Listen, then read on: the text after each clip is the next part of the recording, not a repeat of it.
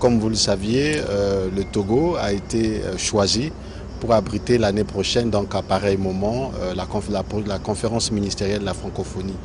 Depuis la création de la francophonie, le Togo, qui est membre fondateur, n'a jamais accueilli un événement important de la francophonie. Donc ça sera la première fois que notre pays, le Togo, sous l'autorité du président de la République, le président Faure Gnassingbé,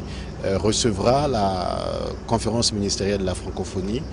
sur une problématique importante qui va dans le sens du suivi du sommet de Lomé. Parce qu'il s'agit ici, lors de cette conférence ministérielle de la francophonie, de parler de l'économie bleue, que, comme vous le saviez, a été un point important dans la charte de Lomé. Donc les chefs d'État et de gouvernement de la francophonie ont souhaité que le Togo puisse abriter ce sommet qui sera une première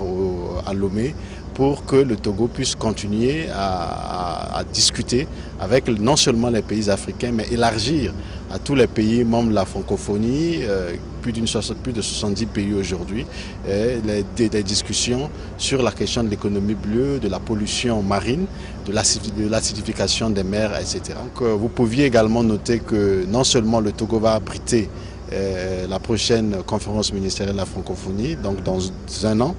le Togo a été choisi également comme l'un des vice-présidents de la prochaine conférence. Donc la présidence, bien sûr, du sommet, aujourd'hui c'est Madagascar, et l'un des vice-présidents, c'est le Togo et les Seychelles, et le rapporteur de ce sommet, c'est le Burkina Faso. Le Togo a déjà organisé cette année le sommet de l'Union africaine. Le Togo est capable d'organiser le sommet de la francophonie, mais vu la feuille de route du président de la République en termes de présence du Togo, nous avions beaucoup de rencontres comme la Goa, comme l'année prochaine, comme le sommet Israël-Afrique, et plus la conférence ministérielle de la francophonie. Le président de la République a voulu que nous nous limitions à ces événements importants l'année prochaine, et nous pensons qu'après 2018, le Togo peut naturellement,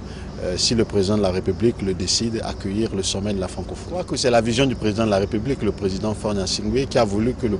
Togo soit de plus en plus présent dans les instances internationales, et c'est ce qui est en cours. Et nous avions, comme vous le saviez, le président a mis en place des infrastructures importantes au Togo. L'image du Togo, elle est aujourd'hui bonne, pour ne pas dire très bonne. Et toutes les grandes nations pensent que le Togo, avec un pays qui est émergent, et la volonté du président de la République, nous pouvions de plus en plus accueillir des sommets et jouer le rôle qui est le nôtre, qui était le nôtre, parce que le Togo dans le passé a joué un rôle très important dans plusieurs instances internationales, et aujourd'hui il est temps pour le Togo de revenir sur la scène internationale, et nous nous réjouissons que le président de la République l'ait voulu et qu'aujourd'hui le Togo chemine doucement pour occuper la place qui est la sienne au sein du concert des nations.